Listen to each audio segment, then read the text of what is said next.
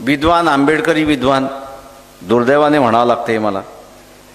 आणि कुठल्या एका जातीचे प्रश्न शिल्लक राहिले ते तर मला सांगा. कोणाचं तरी प्रमोशन राहिले, कोणाला तरी नोकऱ्यामध्ये नाही, कोणाला तरी हा काय जातीचा प्रश्न, तो त्याच्या व्यक्तिगत प्रश्न आहे.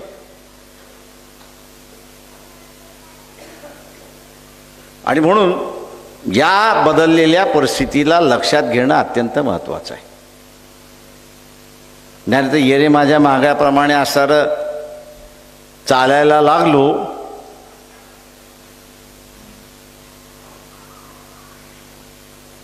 तर समोर काय आहे ते आपल्याला दिसणार नाही.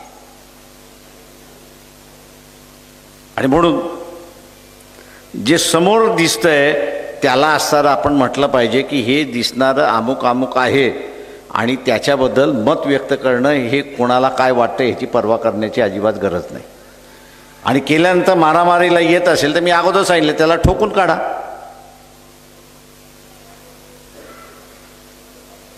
मला एकदम येतो म्हणतो ना, साहेब आमच्या इथं मारामारी झाली. म्हटलं ज्याच्यावर झाली मारावं त्यालाही ठोकतो, तो तुलाही ठोकेल, तूही त्याला ठोक.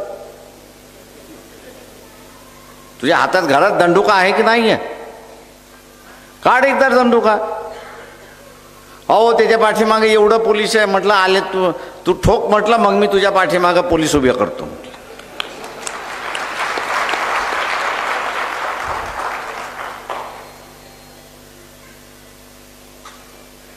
आणि म्हणून हा जो लढा आहे हा लढा आपण असा लक्षात घेतला पाहिजे. आणि या लढ्याचं असणारं पुन्हा नायक होण्याचं संधी ही आंबेडकरी चळवळीकडे येते हे आपण लक्षात घ्या.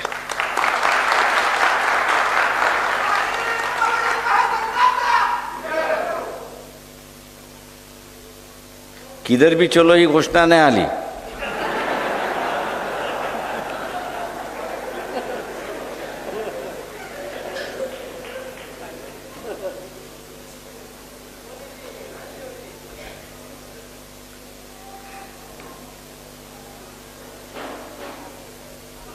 ही तरुण मित्र आता जेव्हा कार्याला लागली तेव्हा त्यांचे अनुभव मला सांगतात. साहेब तुम्हाला तर कोण ओळखतच नाही. म्हटलं फार चांगलं आहे राजा, तू काळजी करू नका.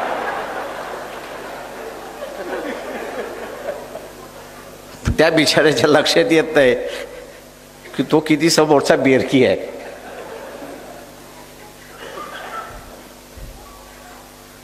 तो एका वाक्यातून पाठीमागचा सगळा इतिहास त्याला चर्चाच करू देत नाही.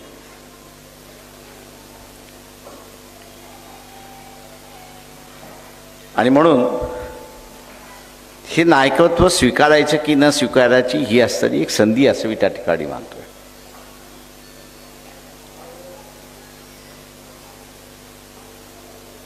आज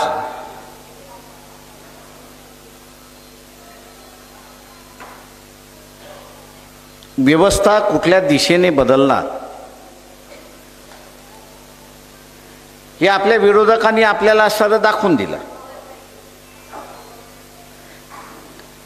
त्यांचा वार हा लपून छपून वार आहे असं नाही, ते उघड उघड वार आहेत. त्यांना असं वाटतं की हे सगळे बुद्धू बसलेले आहेत.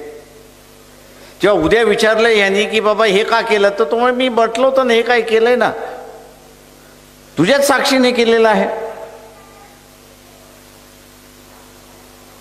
मी थोडी लपून छपून केलेलं आहे.